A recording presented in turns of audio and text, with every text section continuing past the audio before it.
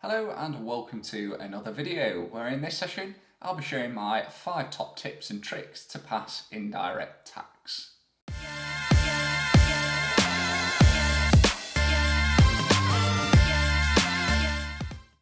First, a couple of basics about the exam. The indirect tax exam tests your knowledge of VAT. The time limit is 1.5 hours and there are 8 tasks to complete. As with all AAT exams, you need 70% to pass, which means out of a possible 70 marks on offer, you'll need 49 in order to achieve that all-important competent result. Let's get straight into it with tip number 1. I've said this in a previous video, but I'll say it again because I think it's such an important tip. Read the examiner's report. Not only does it give you a great insight into each task, it also details specific areas that the examiners have identified students regularly get wrong.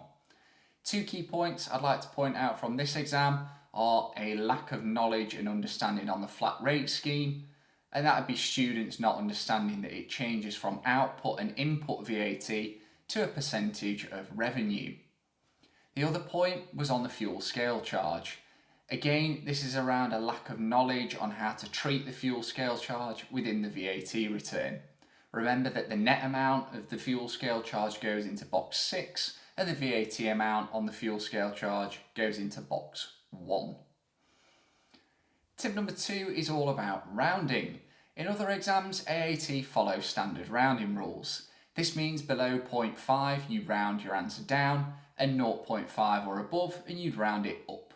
In this case, however, HMRC rules dictate that the taxpayer shouldn't be disadvantaged in regards to their VAT payment, and therefore all VAT calculations are rounded down to 2 decimal places. For example, if your calculation comes in at 58.827, you'd round this down to 58.82 rather than 58.83.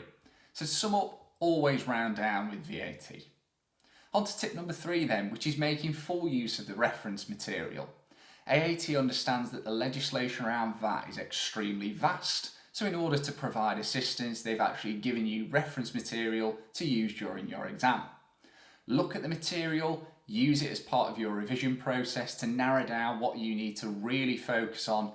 Knowing what will be available in the exam will eliminate the need to spend time revising information that you'll already have access to, so you can spend your time more wisely.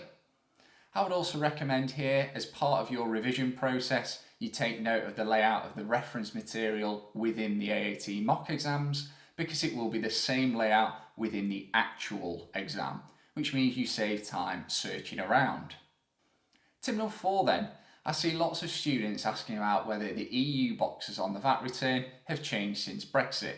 The short answer is no. At the time of this video, AAT examines under Finance Act 2020, so make sure this is the material you're using. All EU questions still apply and Brexit hasn't had an impact. The Finance Act that AAT test will not change under the 2016 syllabus, and just to clarify, that means AAT will continue to test on Finance Act 20 until the end of the 2016 syllabus in September 2023. My 5th and final tip is to understand the importance and pitfalls of Task 7 and 8. Task 7 is worth 17 marks and Task 8 is worth 8 marks. This means that approximately 35% of the entire exam is held within these last 2 tasks, which means in theory you could have got 100% up to this point and then fail. So what's the risk? Well, for Task 7, which is to complete a VAT return, lack of preparation. Not understanding which values need to be included in each box, but more commonly not reading the question carefully to pick up on any adjustments that need to be made. The risk with Task 8 is rushing. There's not a huge amount as a student you have to do here, as it's multiple choice. The problem is psychologically you're at the end of the exam and you just want to get it finished. Remember, although there's not a huge amount to do, it's worth 8 marks, and that could be the difference between competent or not yet competent. So take your time to read over the scenario carefully. Just a final note that as Task 7 is the only question on the exam where you can get 10 marks or more, it's the only question you can get exceeded on your exam breakdown. So don't feel disheartened if you come out with METs on everything else. That is the maximum you can get. And that wraps up my 5 top tips for passing indirect tax. Please don't forget to like this video if you found it helpful and to subscribe for more AAT content. Thanks again for watching. I'll see you next time.